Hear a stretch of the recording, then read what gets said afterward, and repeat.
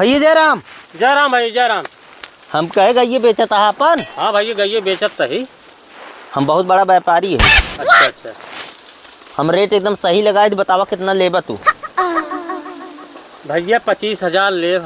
सही बतावा कितना दे। 20,000 दे दे तो। देखा ना तोहार ना हमार। हाँ 5,000 रुपये देव। कहो राजू नहीं कि आज 5 साल से खियावत है तू 5,000 रुपये देता हमको। तो 5 साल में राजू बहुत दूहे खाए हो बा यार, डेयरी बेचे हो बा दूध। चला भैया 5,000 दे देते। व्यापारी का भैया गइये है राम विजय। हाँ यार नंबर 1 गाय रे भैया, देखा साहिवाल के 40,000 रुपये लागे भैया।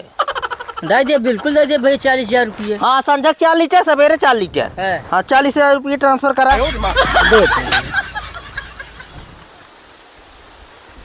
भैया। ठीक है।